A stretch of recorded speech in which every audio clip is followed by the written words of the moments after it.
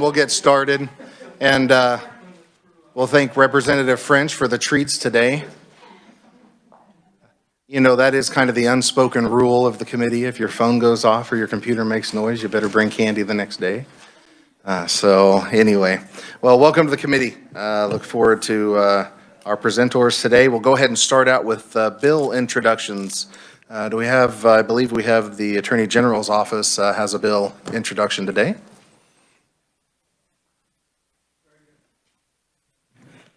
Yes, we do. Chairman Owens and members of the committee, we appreciate the opportunity to request this committee bill at the request of Attorney General Derek Schmidt. The RS number is 22 RS 2527. It's a bill related to criminal history calculation on appeal. This bill passed out of this committee last year as House Bill 2144, but was not considered on the House floor prior to turnaround. It was death by calendar. So we would entertain any questions at this time. Any questions? Any opposition? All right, seeing none, we'll get it introduced. Thank you, committee. Any other bill introductions for us today? Mr. Chairman, excuse me. Representative Carmichael, I apologize, I pushed the wrong button. I did have a question regarding the bill introduction, and maybe it's a question for the reviser. Given that we passed the bill in committee last year and that it awaits below the line, I'm not sure that we need a new bill. I think all we need is for the majority leader and or the speaker to put it on the calendar. Do I misunderstand? I don't know if there's been a redraft. I'm sure reviser could address that, but it does have a different bill number. But Natalie can probably bring us update. Thank you, Mr. Chairman. That bill was actually stricken from the calendar. So while you guys did work it in committee and it was below the line, it was stricken from the calendar. I follow. Thank you. Thank you. Any other bill introductions?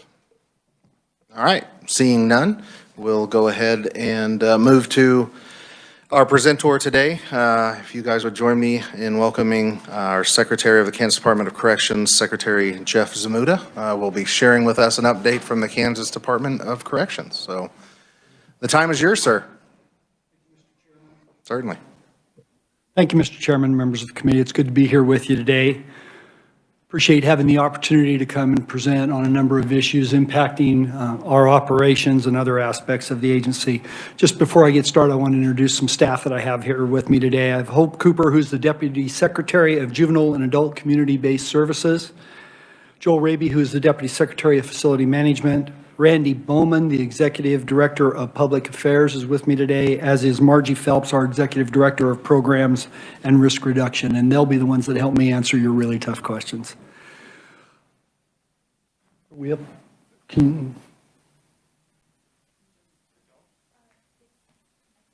Is it connected? Oh, wait.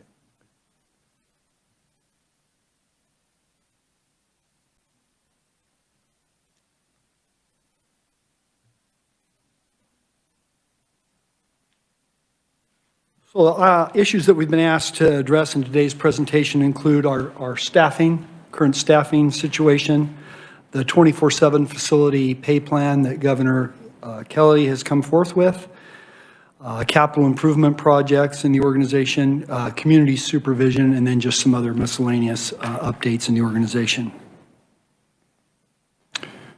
Talk a little bit about our staffing.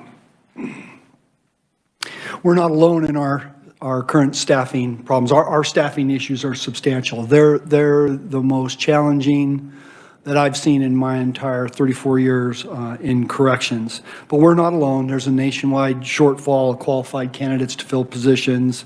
We understand that there's a lot of work being done in the legislature, and a lot of entities are looking at this, and we're hopeful we'll have some good outcomes. But it creates some difficult choices for us in supervision in our facilities and supervision of our population out in the community. You know, we've simply got to find a way to attract and retain qualified, experienced people. That experience that they have when they stay with us year after year is just invaluable. And That's not just our uniform staff and not just our parole officers. It's our maintenance folks and our clerical staff and all aspects of the organization just play such a critical role. So we've got some challenges, and I'll talk specifically about those. So there's always challenges in corrections. What's always present is the risk of supervising a population of serious offenders in both the juvenile and adult criminal justice systems. It's a 24/7, 365-day-a-year operation. It requires staff to work weekends, holidays, nights, that shift work. There's physical demands of direct contract services require, and then exposure to acts of violence, a population that is sometimes pretty difficult to deal with.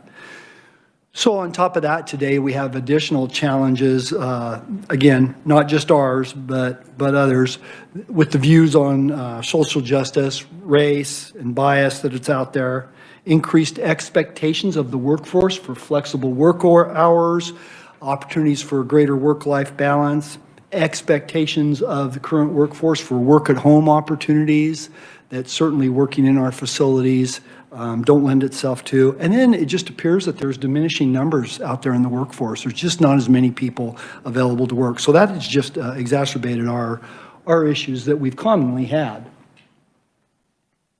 Some common strategies to employ to try to combat our shortages, and we are employing all of these that you see on the screen. Our staffing vacancies are an all-time high. There's substantial overtime for our folks working in facilities, particularly in those uniform positions. Parole cases are too high. We've lost a number of parole staff, and so you still have the same number of people on supervision out in the community, but you have less people to supervise them. We've had to modify our supervision strategies accordingly. And then compensation, being competitive in today's marketplace. You've seen wages jump in almost every sector out there in the privates and in other government, and so we've got to get more competitive in that area. Impact on our organization. Talk a little bit about juvenile and adult community corrections. I'll have a slide later that illustrates this, but I think it bears saying now. There's 3 separate entities that supervise folks out in the community, and it gets pretty confusing for folks, and so every time I get an opportunity to clarify it, I think it's worth it. There's parole, and parole is an arm of KDOC, of our organization, and we supervise folks that are on felonies and post-release. After their incarceration, we're supervising them. We have court services that falls under the courts. They manage misdemeanor probation and typically low-risk felony probation offenders. And then there's community corrections. That's typically local governments, and they're supervising moderate and high-risk felony probation, and then SB 123, I think, that treatment program. Now, a significant portion of community corrections funding is provided through the state through a pass-through grant program, and I think I'll talk about that a little bit later in my presentation. So, the majority of the staff statewide that are supervising folks out in the community are employed by those community corrections agencies, the local governments, if you will. They're also being impacted by these workforce shortages. It's just touching every bit of the criminal justice system.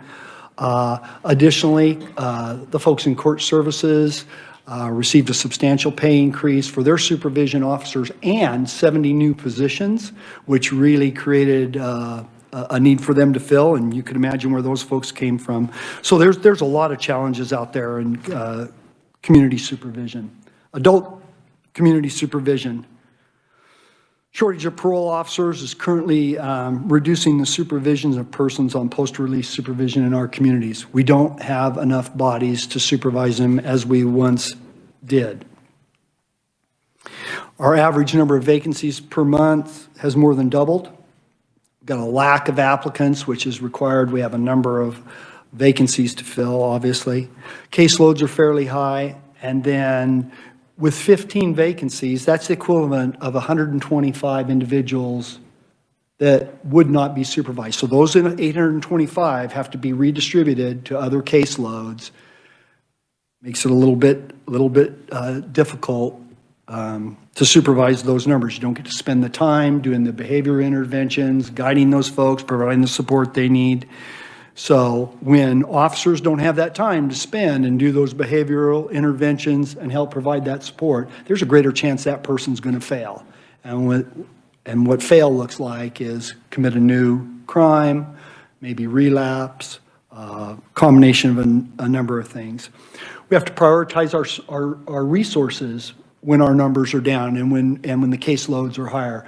So you're going to put more resources to the higher risk folks, which means less for the lower risk folks. We've had to take some of our low and low moderate cases and put them on more of a not in-person check-in, some remote check-in, or even some automated processes just to manage the workload.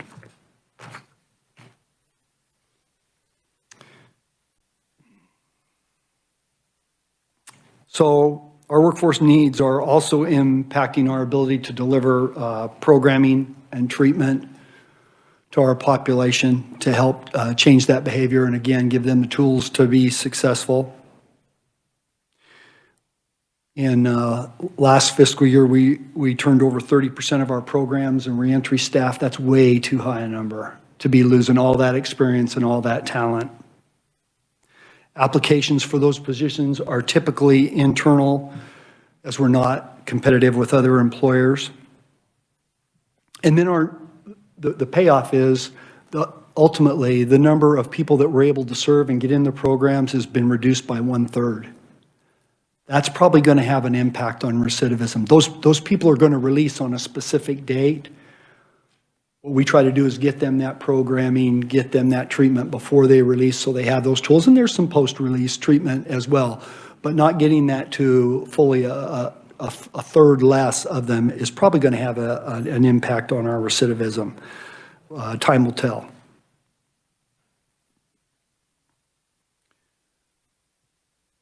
So we're the only employers in the state juvenile justice system, and we have those folks at the Kansas Juvenile Correctional Complex, or KJ as we refer to it.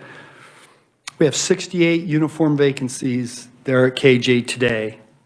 That is out of 178 uniform positions, so that's about a 38% vacancy rate. Then we have some other folks that are off on some extended leave, and it puts us at about 41%.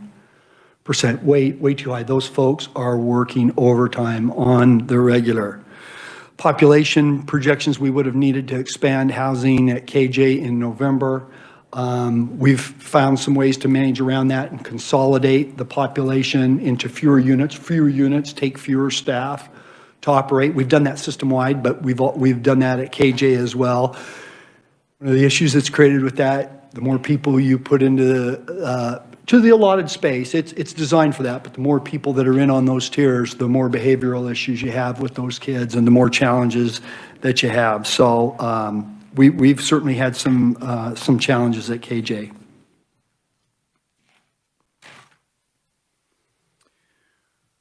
Our adult facilities, we've already modified facility operations. We've changed shifts. We've gone to partial lockdowns. We're employing it all today. And now with another surge in COVID, we're having even more staff that are having to sit out. And I'll talk about some specific numbers. 466 uniform vacancies at our adult facilities today. 157 additional folks out on an extended leave, whether that be COVID illness, just folks that cannot fill a post. Past 12 months, we've had a decline an increase in the number of vacancies of 28 staff per month. Seen that stabilize a little bit here of late, but still we continue to lose people. Again, we've gone to 12-hour shifts at our El Dorado facility and Lansing facility. 12-hour shifts it builds in overtime and allows you to, in theory, run the facility with less staff. We've closed 12 housing units at 8 facilities, totaling almost 865 beds. It's reduced our staffing need by 133 staff. the saving grace here has been our overall total population in our adult facilities is down substantially by about 1,700.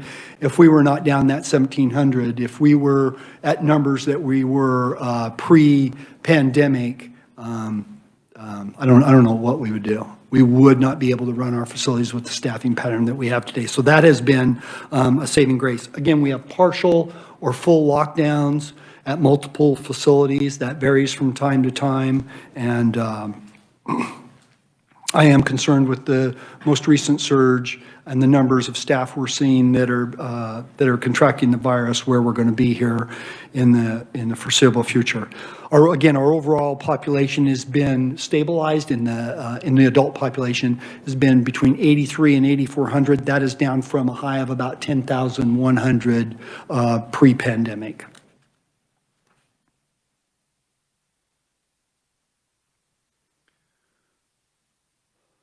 So as we work to identify solutions to our staffing needs, I think it's important that we recognize our uniformed staff are that base in the facilities, and our parole staff are vitally important out there in the community supervising people. But we have a whole lot of other people that contribute to us being able to be successful, and we're struggling to fill those positions as well, whether it's the folks that are in payroll or the folks that pay the bills, or the folks that are processing the files. Everybody needs to do their part, or we're not going to be successful. We had an accountant 5 position open a few months back in our central office, and we announced the position numerous times, had it open for months and months, and we just could not attract a candidate in today's marketplace. We're just not competitive in the private sector. So, we've got to find ways to be more competitive, find some ways to fill those positions. We're at critical mass, and our folks are working so many hours. I said this to the representative earlier. We have such dedicated, loyal employees, and we're down to those most dedicated, most loyal. Those are the ones that are with us today. But even the most dedicated and loyal, with the amount of work they're doing and the amount of pressure and stress they're under, I worry about how long they can hang on and stay with us. It really is that dire, and it's that concerning. So the impact on all of these staffing issues, potential for increased crime in the communities. Again, we're not getting people their programming because we don't have the capacity, or we have people in lockdown and can't get them to the programs. We don't have as many parole officers to not only monitor what these folks are doing in the community, but more importantly, help them find the way to be successful, be a guide for them, provide clear directions for them. The loss of those experienced employees has us with a somewhat less effective workforce. There is no substitute for that experience. Every year on the job, you see, you learn, you grow, and you bring all that to bear when you're making decisions and taking action going forward. And when we lose those experienced staff, we're just losing a lot. Some of our parole offices have no staff. When court services first got their pay increases and their 70 vacancies, and the combination of both was a double whammy, we lost, it was either 2 or 3 staff out of a relatively small parole office. Well, we didn't have anybody there. Nobody to cover that area because we got wiped out.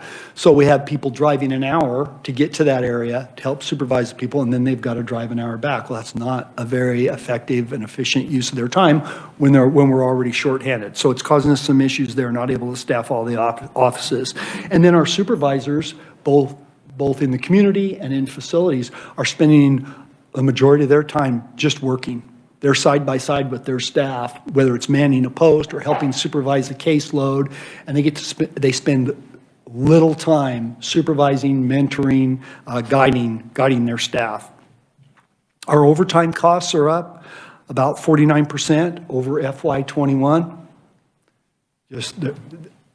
There's no managing that. You have to have somebody stay over and work. You have to have somebody on that floor supervising that population. Again, exhausted staff. Fewer staff takes a physical and emotional toll on them. They lose too much family time. If you don't have some kind of a family life, what is really the point? This graph kind of shows a vacancy trend. It's actually, there's a typo there. Vacancy trend July of 18, I think it's actually July of 19. So I came in July of 19, and just prior to my assuming the role of secretary, we had a significant staffing shortage, particularly in facilities. And a substantial pay increase was granted at that time. That was about an 18% pay increase, if I recall, just prior to me coming. And you can see that first arrow on the left, June of 19 is when that pay increase, and the graph shows the number of vacancies. The taller the graph, the higher the number of vacancies. So we were at a pretty all-time high there.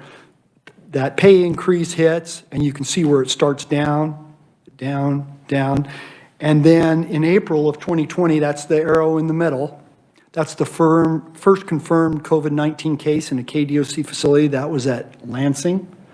Shortly after that, you start to see our staff vacancies start to climb to where by the 1st of June 2021, we'd seen record numbers of staff vacancies in our facility. Again, as I referenced earlier, today it's 466 uniformed staff with another 157 that are out on some form of extended leave or unable to fill a post. Talk a little bit about the facility, 24/7 facility pay plan. So it's aimed at 3 specific agencies with 24/7 facility operations. There's the Kansas Department of Aging and Disability Services, operates the state hospitals. They're 24/7. Kansas Commission of Veterans Affairs Office, they manage the veterans' homes and have a 24/7 operation. And then, of course, there's us, Kansas Department of Corrections, and we've got correctional facilities. 24/7 facility pay plan includes base pay adjustments that first appeared on employee paychecks December 23rd. Those pay adjustments were funded out of the current FY22 budget, so with existing resources. And those are targeted at uniform staff, our unit team staff, or counselors, if you will, in facilities, and our parole staff. So that's a base pay adjustment that I believe is permanent and ongoing.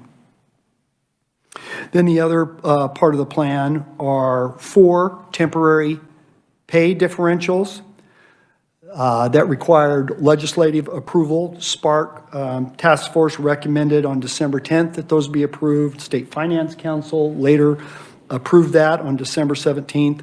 And some of those pay differentials, depending on what facility folks are working at, will first appear on paychecks the end of this week, January 21st.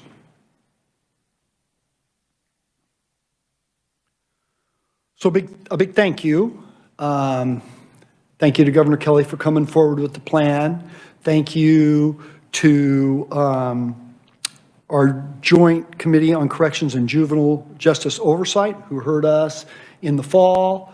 We went through a lot of these issues then. They made some recommendations that were right in line with doing something to address these staffing and retention issues. So thank you to them. Thank you to Spark. Thank you to the State Finance Council. And then just thank you to our staff who through their commitment and exceptional service are doing a great job at hanging in there with us under very, very challenging circumstances.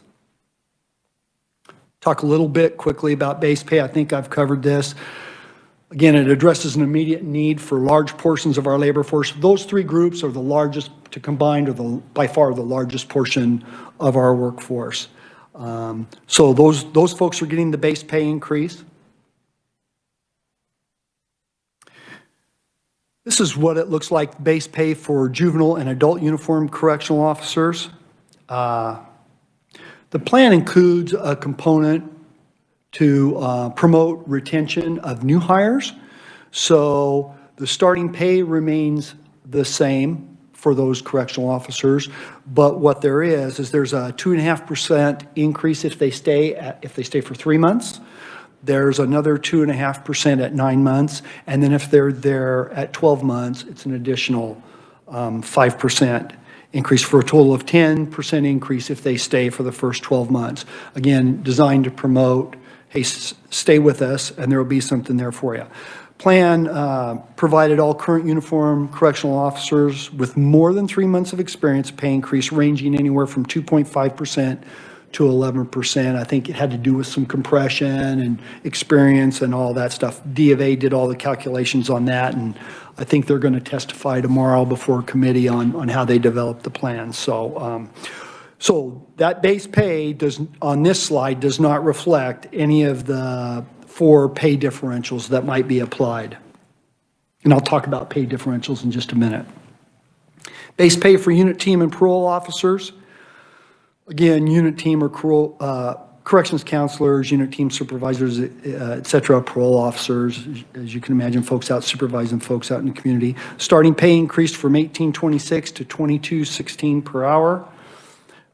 Current employees in those job classifications received a pay increase ranging from 6 to 22%. Additionally, the governor's budget recommendation calls for a 5% pay increase for all state employees, again, subject to approval by the legislature. There's pay differentials, and I hope I can explain this in simple terms, because it is pretty simple if you've been around it a little bit, and I'll do my best. Probably hard to see on this slide because it's a little bit small, but hourly employees that are paid hourly through the FSLA federal laws, if you're paid hourly and you're working at a 24/7 facility, you're eligible for one or more of these 4 temporary pay differentials. And let me explain what those are. Differential 1, each employee assigned to a correctional facility is eligible for $1.50 per hour. So that's in place for all of our correctional facilities. And again, that pay differential will show up on paychecks this coming Friday.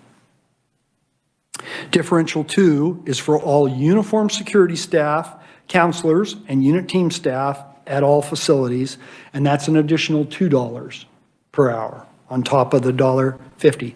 So everybody at those correctional facilities that fits in those job classifications will get an additional $2. That's in play today and will be showing up on Friday's paycheck. Differential 3 is for nursing staff. It's aimed specifically mostly for veterans and for KDADs, but we do have one employee that fits in that category and it would apply to them. And nursing staff would be an additional $4.50 an hour. Again, we have one staff that fits in that category. And then differential 4, each employee assigned to a correctional facility where staff vacancies meet or exceed 25% would receive an additional $2.50 per hour. Today, 6 of our 9 are at 25% or greater. I think we have 4 of those 6 that staff will be receiving differential for on this coming paycheck. The other 2 hit that threshold a little later and we'll be receiving that in a following pay period. Then there's salaried employees that work at those facilities. So if you're a salaried employee by the FSLA rules and you're serving in a 24/7 facility, you're eligible for a one-time meritorious bonus of $3,500. And those staff that are eligible at those facilities will be receiving that in this next paycheck on the 21st. And that would be folks at a certain pay grade or higher that are considered exempt employees. You'd have wardens, deputy wardens, majors, captains, some other supervisors, if you will. So all that's coming. In play or about to be in play. So we've got the pay plan coming, and we need to take some additional steps to, the pay plan is going to help us immediately with retention, because it's going to show our staff that we care about them and appreciate them and put some money in their pocket.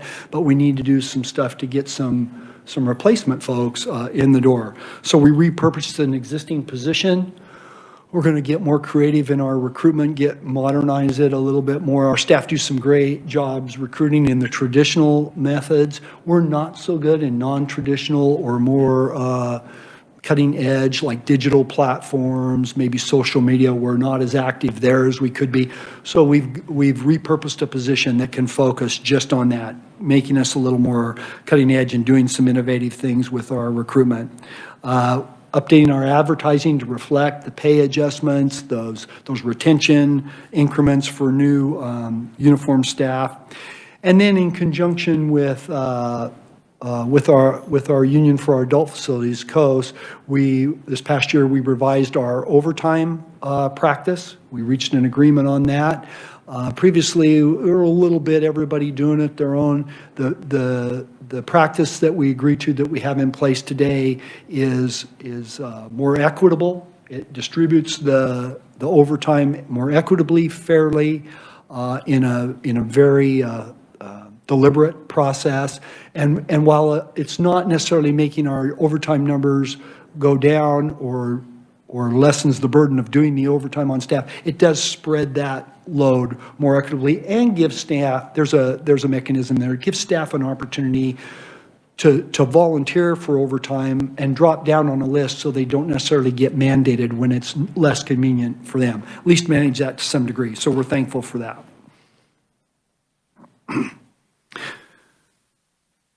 So the governor's budget recommendations, KDOC employee compensation. Again, there's funding recommendation in the governor's budget to continue these temporary pay differentials, those 4 differentials, into FY 2023 with state general fund, and which would be reassessed at the end of that time period. Again, as I mentioned a few minutes ago, a 5% salary increase for all employees is being recommended.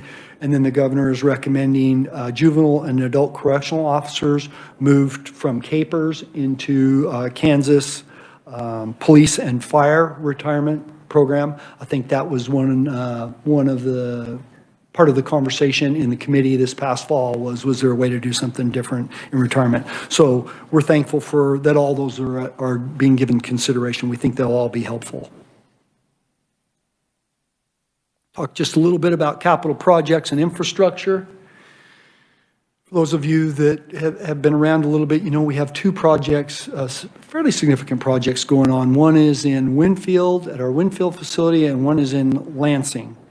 The project in Winfield is taking 2 buildings that were previously under the auspices of veterans, because we're near the veterans home there. They're a neighbor of ours. These 2 buildings adjoin kind of both facilities.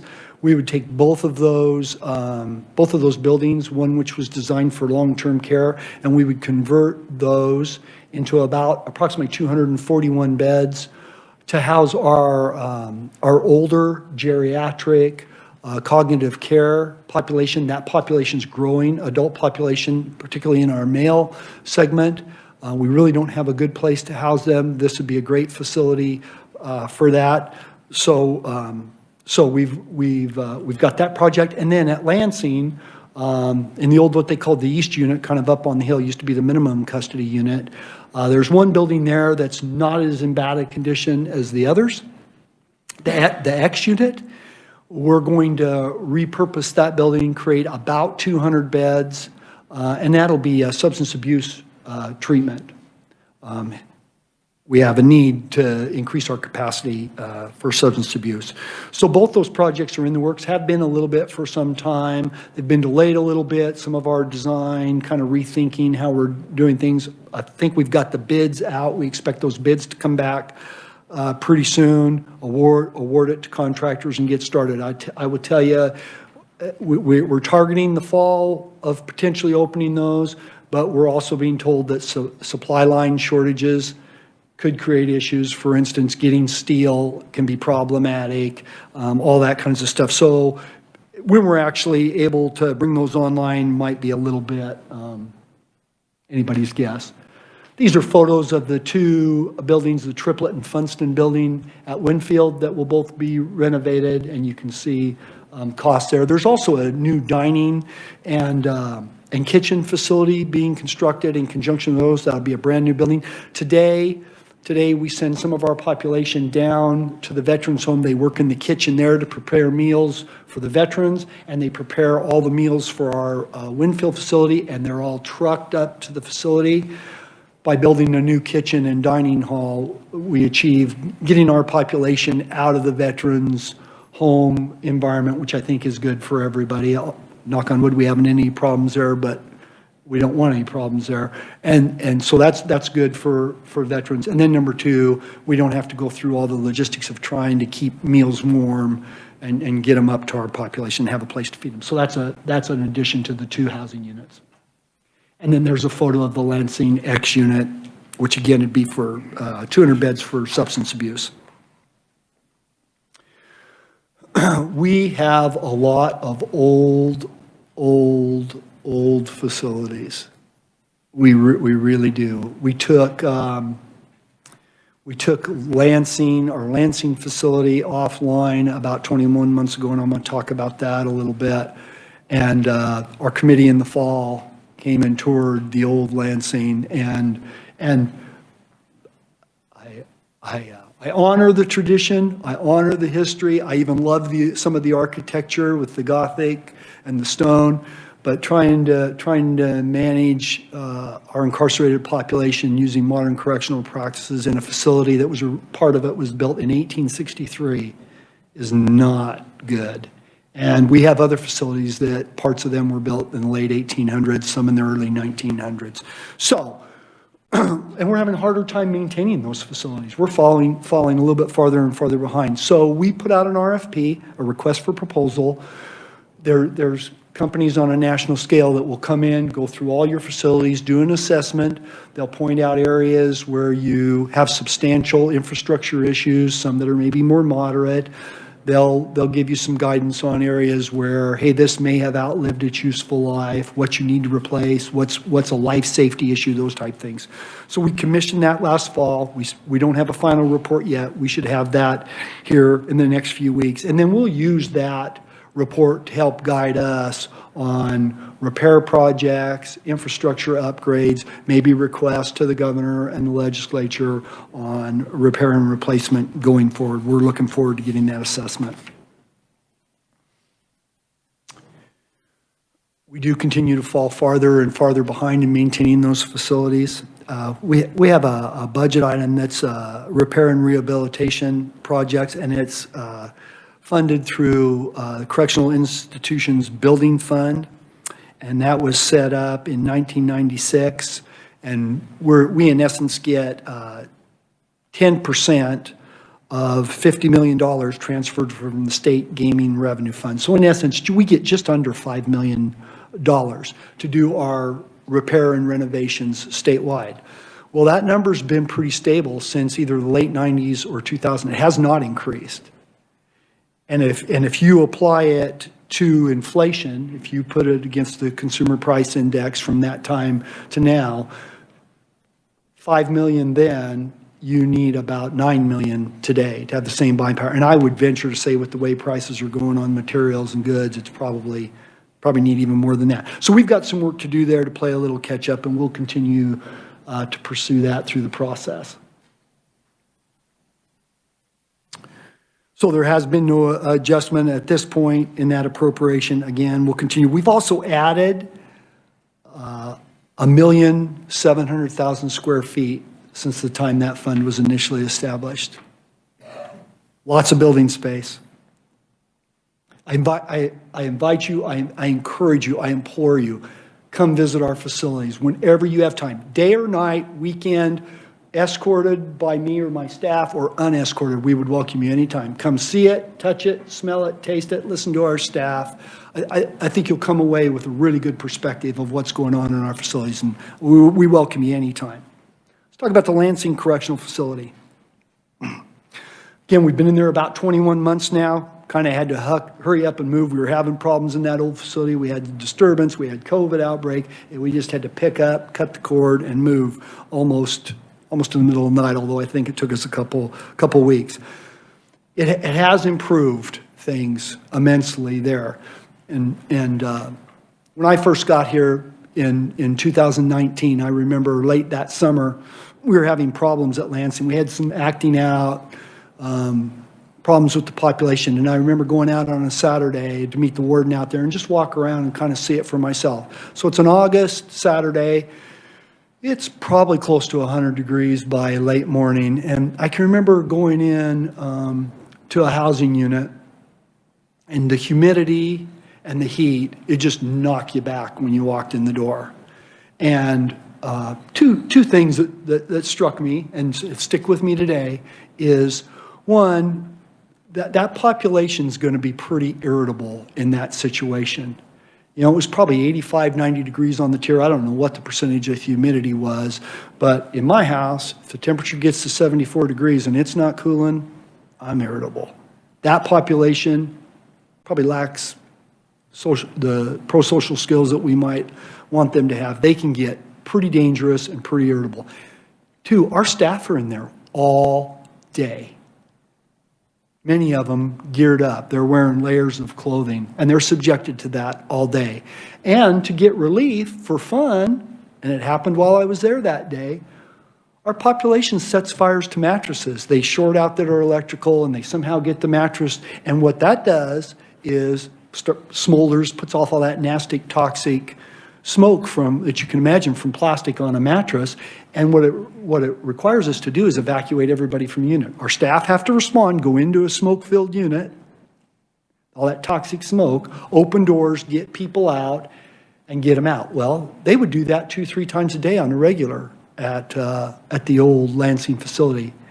I don't think that's happened 3-4 times in the entire 21 months we've been at the new Lansing, because we have exhaust fans, we have ventilation, we have air conditioning, just a much better environment. Now, it's not perfect, but it's a much better environment for us.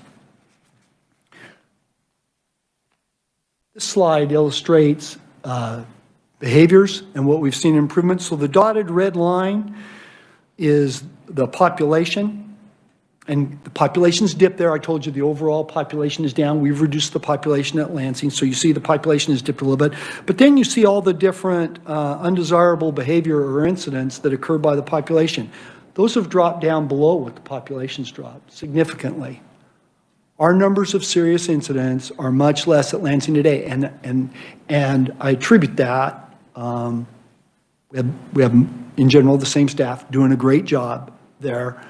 But that environment, it's a much better environment. It brings the temperature literally and figuratively down. Now, that doesn't mean that it's not still an environment that can be fraught with danger. We had 2 serious assaults of our staff, both in November of last year.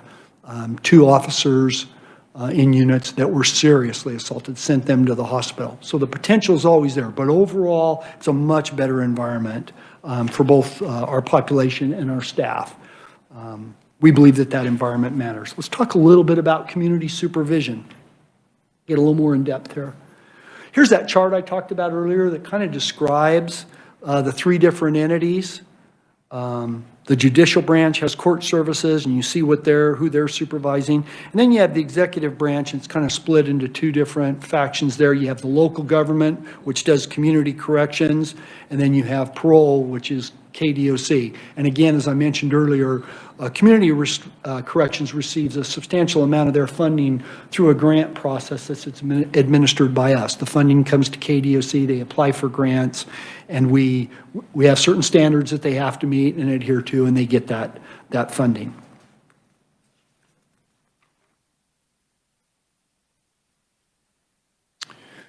I mentioned earlier that court services got a pretty substantial pay increase for their folks, and I'm not opposed to them getting that. They deserve it. They do deserve it. They also got 70 new positions. Well, when they were filling those 70 positions, and I'm not even sure they've got them all filled now, but they took a number of staff from us, and they've taken a number of staff from the local folks, the local entities, community corrections, and given that community corrections is fairly dependent upon us for their funding, that they're having the same pay issues that we're having, being competitive with court services and being competitive with the community. They have a need for pay increases. So in testimony in late October, Members of the Kansas Community Corrections Association requested a $14.3 million additional funding to increase pay and to receive additional staff. Governor Kelly's budget recommendation includes additional grant funding passed through KDOC for community corrections pay increases. Those increases are about $2.6 million for the remainder of this fiscal year and $8.4 million in FY 2023. And they are needing some pay increases for those staff, just like we do. Talk about the population under our supervision, KDOC supervision. So that release planning really begins when they're incarcerated, and it includes many, many factors to help stabilize that person and try to the greatest extent possible, ensure their success. You consider their county of conviction, location of family and other natural supports, interest in victims that might be in the community, and then their location of their criminal associates. There's no intentional policy in our organization to force people to be monitored or released into any specific community. It really is on a case-by-case basis. You're looking at how can this person best be successful, and whether that's job, residence sometimes is hard in rural communities. There's a number of factors. Can they get access to the treatment or the programming that they need when they're post-release? So all that comes to bear. So this graph reflects admissions, releases, and the current population, and we've got the four kind of largest population counties, and then we've got a box there for all the other counties. Just think it illustrates where they're going. So if you look at the FY 2021 admissions, there's a number that were admitted to us and what percent of our population on supervision or coming to us incarceration that is. Then if you go to releases, and the numbers won't be exact because admissions coming in on FY 21 wouldn't necessarily release in FY 21. But again, snapshot in time, the number that were released, the percentage that were released from us, and then what the overall number and percentage of the population on December 10th, just a snapshot in time was, and it shows it distributed against, for those larger counties, if you will, and then the other counties.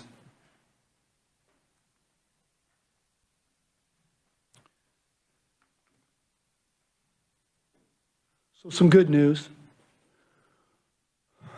Our recidivism numbers have improved. They were 68.5%, and recidivism is measured in a 3-year block. If someone releases in 2020, let's say they release in January 2020, if they do not return to incarceration in a 3-year period, and that's the national standard, a 3-year period, if they do not return to incarceration, they're deemed to have been successful and not recidivated. So you would look back at the end of 2023, and if they hadn't come back, they were successful. So 65.8% was previously where we were at, and the most recent numbers are 67.7. That's a pretty substantial increase. I've not seen a lot of increases like that in my career. Now, there could be a number of factors influencing that, and as I suggested earlier, that number could change on this next reporting cycle, given, or maybe even 2 or 3 reporting cycles down the road, given that we're experiencing some difficulty getting people programming. But today, it's a good number. We're excited about that. Not all people are successful on probation or parole. You know, you got that 32, 33% that are struggling. So there's some factors that we consider when somebody's out there and maybe they're struggling a little bit. There's some mandatory and then there's some discretionary. So mandatory consideration for revocation, which would mean you're no longer going to be out on the streets. We're going to put you back in jail and then we're going to go through the process. Mandatory would be an arrest for a felony behavior. Selected violations of conditions of supervision to include violent behavior, use or possession of a firearm, intentional contact with a minor when it's prohibited, intentional and threatening contact with the victim when assessed at a high risk for domestic violence. All those would be a mandatory we're gonna file a revocation on you. Now, when you get to that revocation process, there's a due process hearing involved with that. People don't give up their liberty interest because they're on probation. So there's a hearing, and a hearing officer will hear the facts and determine, is this just, and should the matter be referred to the prisoner review board if it's parole? Should they be remanded back into custody, or is there nothing here? So when you have that hearing, it's important that you get our other law enforcement partners to help us with the facts and the information and testimony to help with that. And then there's other behaviors. We have a response matrix with a bunch of other behaviors that somebody may relapse, they may reuse. That is part of addiction. People relapse. Now, to the degree, do they relapse and commit another crime? Are they using? What level are they using? Is it infecting their employment? Is it infecting their behavior? You consider all those factors, and what you normally do is if it was a low enough level, you just try to get that person treatment, get them some help stabilize them, maybe monitor them a little more closely, all those type of things. So, parole officer doesn't make the final determination if somebody stays out in the community. They make a recommendation, it makes its way through our supervision levels, goes to that hearing officer, and then ultimately, prisoner review board can make some of those decisions.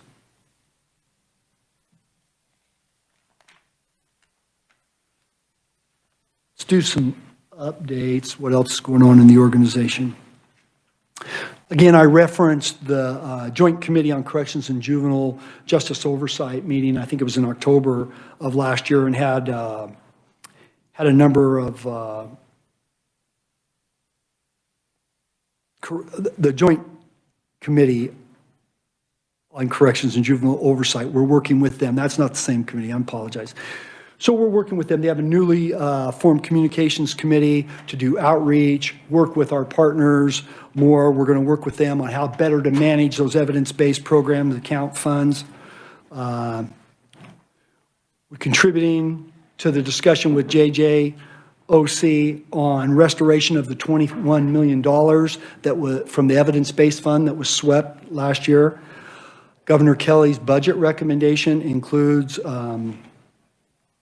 restoration, I believe, of that $21 million for consideration by the legislature. And the governor's recommendation also provides $6.6 million to help fund Wi-Fi equipment, tablets, welders, CDL simulations, and whatnot to help with education and vocational programs with our juvenile population.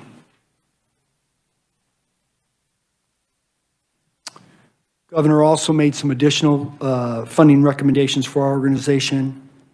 Security equipment replacements. She's recommending $1.4 million for FY22 and $1.4 million for FY 2023. Stab vests for all correctional officers. Give them the opportunity to wear a vest should they desire. We have some mandatory posts that we require that they wear a vest. This would give them the opportunity to wear a vest in other posts. And then we're being asked to develop an ongoing systemic replacement and maintenance schedule for our equipment, whether it be our vehicles, our security equipment such as weapons, radios, and whatnot, and we've done that. Vehicle replacement, $2.5 million in FY 2023, much needed. Our vehicles are in very, very poor shape. When our staff climb in a vehicle, they do one of two things today. They either cross their fingers or they cross themselves as they hop in the vehicle. It's that bad. It is that bad. And you know, we got funding last year. We appreciate that. We got funding last year for vehicles, but the supply chain, you can't get vehicles off the government contract. So when we get them, when the supply chain unlocks, we're going to get a whole passel of them. And we're very appreciative of the support to replace that equipment and vehicles. Replace some lost inmate benefit fund revenue. The FCC passed some phone rate reductions for the phones that our population use. You know, there's a charge for that, and we derive some revenue off that we put back into programs and education and whatnot. FCC lowered the rate that you can charge. That lowers our intake of funds, so there's a recommendation to replace. That's about $750,000. And then restoration of central office staffing. The governor had asked last year with the pandemic, thinking that there might be some serious budget issues that one of the budget cuts we suggested was we put up 6 staff, and that was a mistake on my part. We were struggling missing those 6 positions. So the governor's recommending restoration of those 6. Replacement of obsolete information systems. I am so excited about this.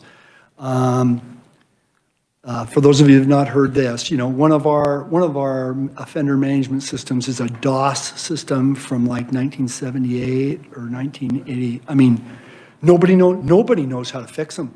Nobody knows how to maintain them. Nobody's around to fix them. So we're very grateful that we have a way forward.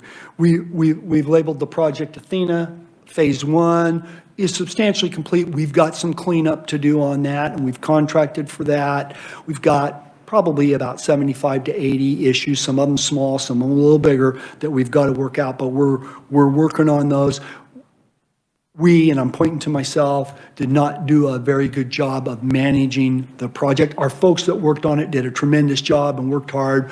We should have brought a more systemic, deliberate process to that. We're doing that with Athena too. We've learned some really important lessons there. Many folks have struggled with the rollout of Athena 1, and we're going to have a much better rollout on Athena 2. So we're just really excited to see what that's going to do in terms of having a more intuitive, modern data systems for our staff and our partners to work out of. And then we believe it'll help improve our ability to access and mine the data that's so important and that helps us be transparent about what's going on. Another area that's a success for us. So, we have our staffing issues and just struggle to recruit a workforce like everybody else out there in the private sector.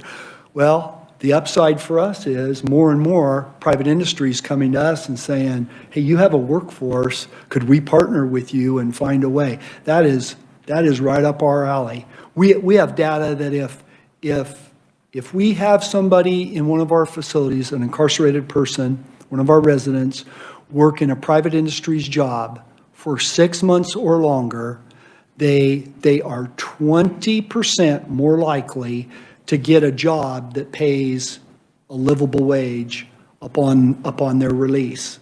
So you work in a private industry's job while you're incarcerated for 6 months or longer, you're 20% more likely to obtain a job upon release that pays a livable wage. If you get that job that pays a livable wage, you're 1/3 less likely to return to prison.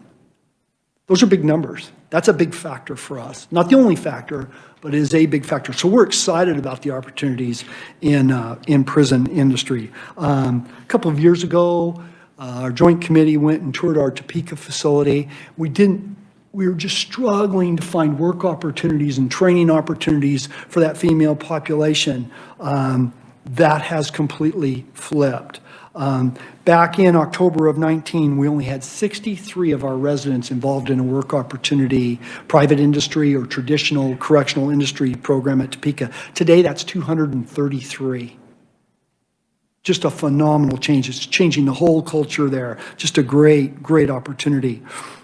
System-wide from July 2020 to January of this year, private industry jobs have increased from 802 to 1,336. Great partnerships with private industry. They get a dependable workforce that's eager to be there, wants to be there, appreciates the opportunity, and many will transition and potentially stay with that employer upon their release. And they get great skills. Pay off their fines, fees, restitution, get money in the bank so they can buy a car or pay their first and last month's rent. It's good for taxpayers. It makes our community safer. It's good for our residents, and it's good for the business community. Just a win-win for everybody. Very excited about that. I talked about this a little bit earlier about our adults. We're also having success in our juvenile system. 72.5% did not return during the measuring period. That's pretty good. That's really good. That's exciting. There's a lot of heart for kids in our system and seeing them be successful. And if you go to KJ, and some of you were on our visit to KJ, you'll see our staff there are just so committed to helping that population. We're very proud of them. It's a great deal.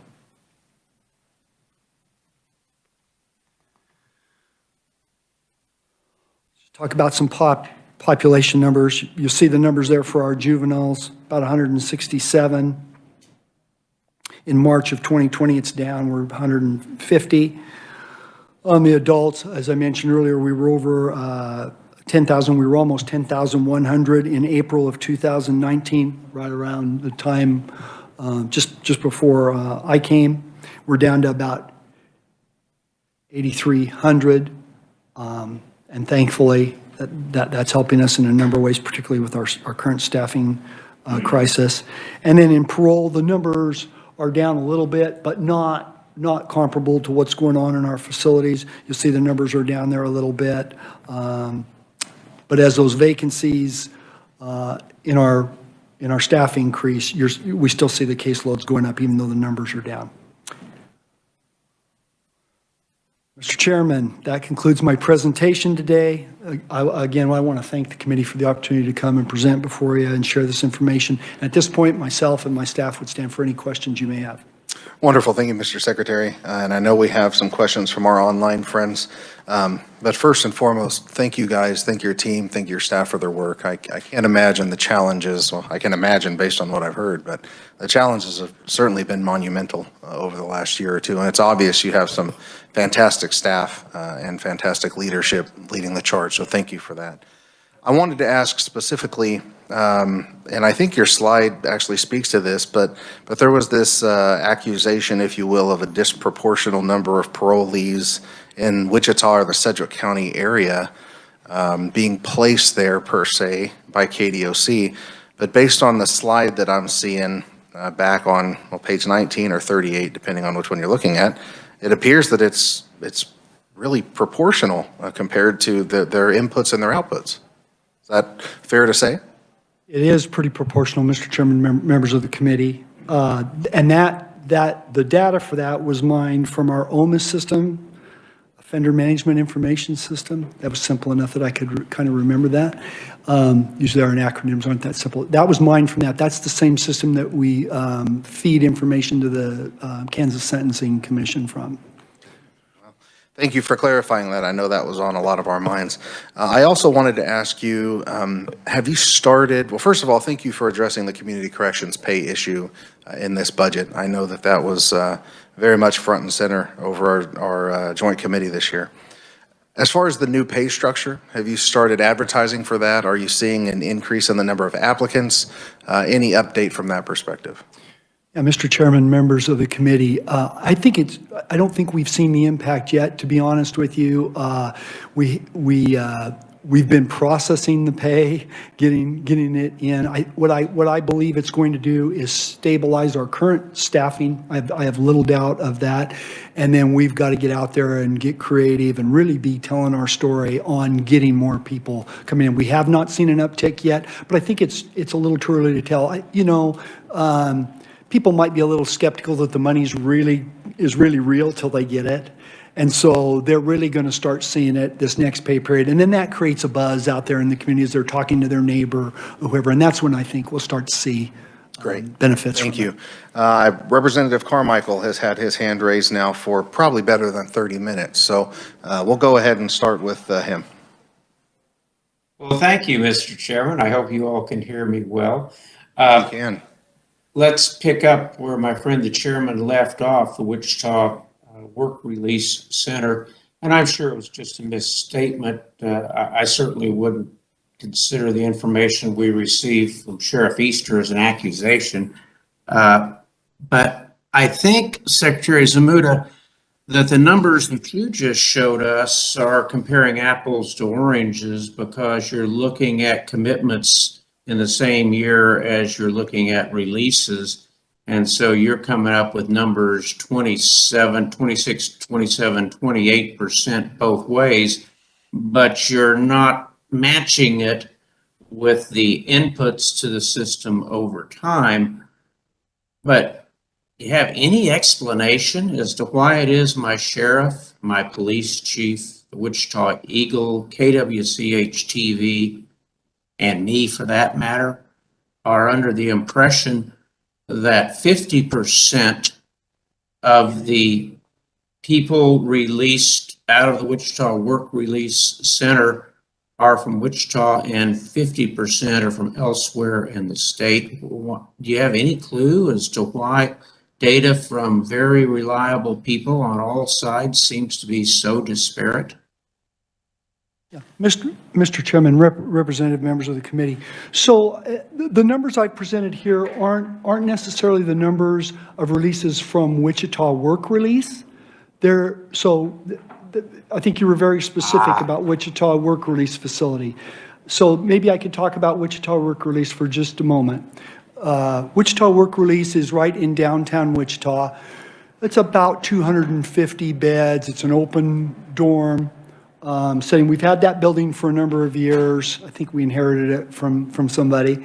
That is our only male work release facility. And what a work release does, as people do their time and get closer proximity to their release date, you try to move them down in the system, give them a little more freedom, a little more responsibility, more opportunities to kind of decompress them and get them more normalized for the return back in the community. That's how it's best done. Being incarcerated for a fairly long period of time can really be hard to reintegrate back into the community, and so getting them reacclimated. What a work release facility like Wichita Work Release does is they're living right in the community.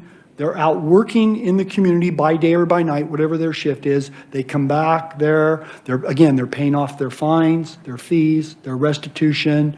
They're paying a portion of their rent and per diem as they stay at the facility. A portion of their paycheck reverts back to the state.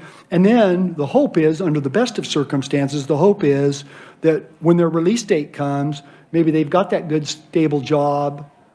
They're in the community, they have that relationship, and they can stay. Some will stay. Some who aren't from Wichita, no doubt, will stay in the Wichita area because they've established a relationship, maybe a support network there with either the employer or others. Some will not. They'll go other places. But that is our only work release facility in the state, and our only place to affect that kind of operation. Again, we don't move people there with the intention of, well, let's move everybody to Wichita Work Release and then put them all out into Wichita or Sedgwick County. Could there be a greater than 50% number of them? There could be. I'd have to check the numbers, and we could certainly do that and report that back to the committee if that's helpful. Secretary Zamuda, that would be very helpful, because I think you pointed out perhaps where the difference in the numbers lie, that it may well be that half the people from Wichita Work Release that are released into the community on parole are from other counties. The real question, though, is, and I'm in favor of work release. It's a wonderful thing. My cousin did well there and went on to a good career. But why is my town the only place that is privileged to have one of these facilities that result in a bunch of parolees being turned loose, and sadly with a recidivism rate, they commit violent crimes, drive up the cost of law enforcement in my town, make me sleep with one eye open at night? Why is it that it has to be in Wichita? Why don't we have multiple centers so that my friends in Garden City who have loved ones who are incarcerated, that they have a chance to not only have work release, but then move right into beautiful downtown Garden City there with their friends and family and live in Finney County rather than Sedgwick? I think that was a question. I think there was a question in there. Why is Wichita the place? Yeah. Why don't we have these things distributed throughout the state so everyone has an equal opportunity to receive these parolees into their community? Yeah. Mr. Chairman, members of the committee, representative, that is a great question. In an ideal world, we would have more of them. We would. They would be dispersed probably in our larger population centers where there's more jobs, more housing. Housing's a big factor. It's a big stabilizing factor for this population. So you have to be careful that aren't trying to release them to a community that doesn't have any housing. We don't want to release them and they don't have any place to live. But to have them to others throughout the state would certainly be beneficial, and it would give you some choices. Today there's not a lot of choices. I don't know why that is, other than maybe there just haven't been the resources allocated to it in the past. Thank you for that, Mr. I Chairman. have other questions, but I just wonder, are there any efforts in progress to change this, or are you just going to leave the status quo the way it is? Mr. Chairman, members of the committee, representative, well, I don't have any plans to shut down the Wichita Work Release Center. It's a key component of that release factor for us. It is our only release facility. Now, I'm aware that the city has approached us and would like us to relocate it. It's right down near the arena down there, and I think that's an area that's being revitalized and some development going on there. So they've approached us about that. We've had some conversations, and we're open to relocating that if the circumstances were right. But we need that work release center. Wichita has quite a few jobs, quite a bit of housing. It's not the only place, so if we could find ways to expand work release centers, we'd certainly be welcome and open to that. Thank you. And let's go ahead and move on to some other questions so that everybody have the opportunity to ask. Representative Heiberger. Oh, this is a follow-up, Mr. Chair, if you don't mind. Do you have any data on recidivism by releasees from the Wichita facility? These people have just been demonized, and I don't see any reason to believe they have a higher recidivism rate than any other releasees. So if you had any information that would clarify that, it would be helpful, I think. Mr. Chairman, members of the committee, representative, I believe it's at about 83% success when they release from work release. And you would expect that from a work release. Again, that's stepping them down, more stabilizing them, preparing them best. And that's somewhat higher than the overall rate, is that correct? The overall recidivism rate is at about 67.7, I think I said, something like that. Great. Thank you. Additional questions? Representative Smith. Thank you, Mr. Chair. Mr. Secretary, looking at your numbers, we're down about 1,700 plus or minus from March of 2020. The numbers in state prisons, our jails are full. Juries are starting to kick in now. We're starting to get jury trials. Are you anticipating or have a contingent for what you're going to do when these start coming back in? Are you seeing it now? Mr. Chairman, members of the committee, representative, we're not seeing it yet. We're not seeing it yet, but we do anticipate at some point there has to be a backlog out there is what we're anticipating and hearing. And so we have the housing units, we have the space. That's the good news. We've got to get geared up with our staffing, because if they come today, I don't know what we would do. So we'll plan for that. Yeah, I would echo that, Representative. I know Sedgwick County is bursting at the seams, the highest capacity they've ever had. And if I remember correctly, Sedgwick County Jeff Easter shared there were over 140 on capital murder charges sitting in his prison right now. So there is a backlog. You guys are definitely going to see that. And so being proactive is certainly a great move. Additional questions from the committee? Representative Resman and then Representative Howerton. Thank you, Mr. Chairman. Is the Winfield facility open yet? The Winfield Correctional Facility, is it open? Mr. Chairman, Representative, yeah, the Winfield facility remains open, and those 2 new units will come, we anticipate will come online next fall, maybe certainly by this time next year if supply chain. So the 2 new buildings are not online. They haven't even begun construction, but the facility itself remains open. What kind of staffing are you looking at to fill those? To fill the 2 new units? Oh, I didn't bring that information with me. I'm not going to remember the numbers. We can get those numbers. I know that there's a concern about the medical component. you know, we'll need some more medical staff, nursing staff, maybe CNAs, but initially when we planned that, we believed that that workforce was out there. Now, I don't know what it is today with all that's going on, but. So it could delay the opening then. Yeah, well, it could. I will tell you from a corrections staff, Winfield's one of our better staff facilities. We're pretty stable there. We haven't lost a lot of folks. I mean, we've lost some folks there, but compared to the others, much more stable. And we believe that that's an environment that depending on what's going on there out in the workforce, that we can recruit and retain people there. Thank you, Representative Howerton. Thank you, Mr. Chairman. I'm just curious more on clarification for me. In the work release program, what staff is there? Is it uniformed officers? Is it parole officers? Or is it another type of officer? Yeah. And is there a shortage there as well? Mr. Chairman, Representative, there are uniformed staff there on duty. There's not as great a number as you'd have in a higher custody, but there are a number of staff 24/7 at the facility. We also have some non-uniformed staff that are helping with programming and release planning and all that. Parole staff, we have an office near the Wichita Work Release Center in Wichita, but the parole office is separate from the work release. And is there a shortage in the work release as well as staffing issues? There, we might be down a couple staff there, but it's not as severe. We've reduced our footprint there a little bit. Let me turn to my deputy secretary. In good shape? So we drew down the numbers, drew down our staffing to adjust accordingly, and I think we're pretty good shape there. So the oversight is still there? Yes, oh yeah, oversight's still there. And then if I could have one other, what are the qualifications to become a parole officer?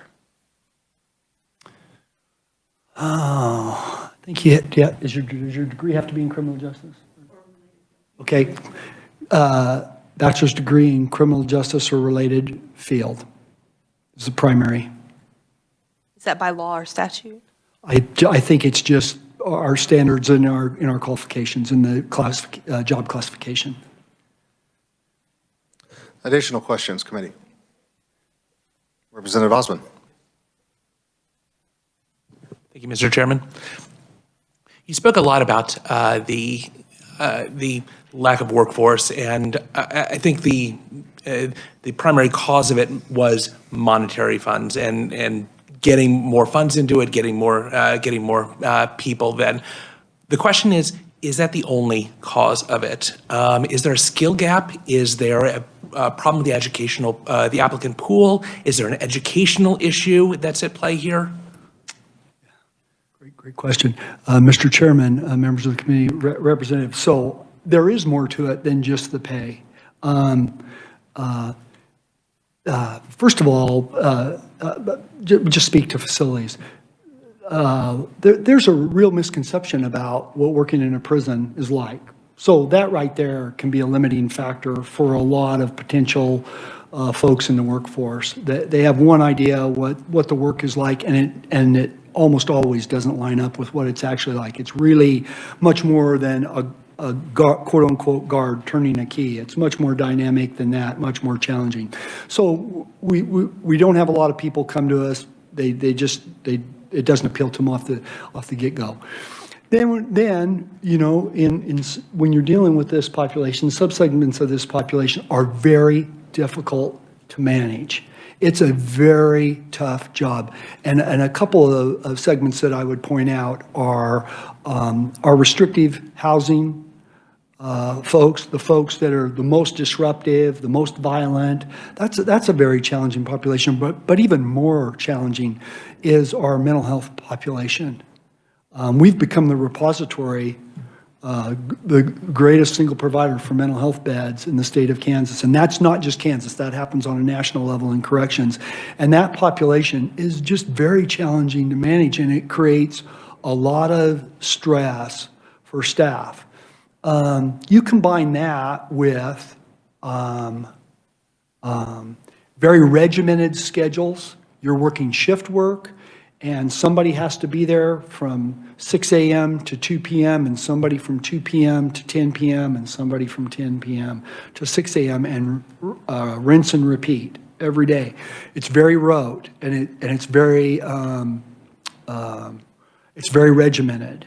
And that's appealing, I think, to less and less folks, particularly with the onset of the virus and the telecommute, telework, work from home, flexibility. And so we've talked and will continue to look for ways. I think we'll have to reinvent ourselves a little bit going forward, and not just us, corrections in general. I think we're going to have to reinvent and look for ways where we can be more flexible if we can. And we have some ideas on that. I'm not sure exactly where it's going to land. So we've got to be more appealing, a little more flexibility there, I think, because we're not hiring me. We're not hiring I'm a baby boomer. Baby boomers are retiring out. They're timing out and going. We're hiring a much younger workforce, and we've got to appeal to them. And then kind of in along lines with that, it's how we treat our people. It's, high stress, high risk, high demand. We're a paramilitary organization, and we can get very directive at times, kind of barking orders for those of you that have been in the military. And there's a time for that, but it's not all the time. And so we talk a lot with our leadership group about, look, environment matters. How we treat people matters. How we treat our population and how we treat our staff and how we engage with them. And I think we've lost over time, traditionally, we've lost people for those reasons.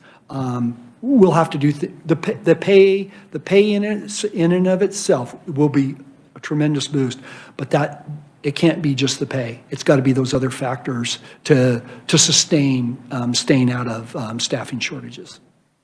I hope I answered that for you. Much more than the pay. Thank you. Any additional questions? Representative French. Thank you, Secretary, for being here today. I expected to hear a very depressing message from you today, and you exceeded my expectations. I have considered this to be a crisis since probably the summer when you had to go to 12-hour shifts at Lansing, and I don't see it getting any better. I think it's to the point now where we're going to have real problems. Like you said, we had 2 of our officers assaulted, and now you've had to lock down the prisoners to keep them from assaulting more of our officers. This is going to be the biggest issue this committee has this year. And so I have a whole page of other questions I'd like to ask you or one of your representatives, but I think I would like to suggest to the chair that maybe you can have them come back and just for questions on the briefing that you gave today, because we only had that 2 hours in advance, and you covered a lot of information in that briefing that I would like to have more time to delve into and provide some insights, and maybe we can help you with the crisis that you do have in your facility. So I don't know if you can do that. I can take my questions directly to KDOC if you want me to, but if other members of the committee would like more time to digest what the Secretary's given us today, I would suggest we try to plan another time, either for the Secretary, I know you're a busy man, but maybe Mr. Bowman or somebody else could come, and we could just talk more in detail about some of the information you put out today. Thank you, Mr. Chairman. Certainly, and I do understand that this is a much larger topic than we'll be able to really dive into and truly find solutions for. I think that we'll look at maybe in a few weeks, depending on what bills come through and what work we have to do. It'd be really good to have an update on the pay, the advertising, seeing if we can actually garner some success from that in fixing those staffing levels, and then additional questions as well. So other than that, I think the rest of your staff got off pretty easy today. We're going to have to up our game for the next time we have you guys back. But lastly, I wanted to mention that, during the Oversight Committee meeting, we had a chance to tour Lansing. I still think the haunted house is a great idea. I mean, that facility is something out of a horror movie. For real, and you could put some real inmates in there and have them, I'm just, Yeah, we could add it to the commissary fund. yeah. No, thank you guys very much for the work that you do. Thank you for being here today, and we look forward to additional conversations. So thank you. Thank you, Mr. Chairman. Thank you, members of the committee. All right, if there's nothing else, tomorrow we have the Sentencing Commission, so we'll look forward to hearing from them. But other than that, we're adjourned for the day. Thank you.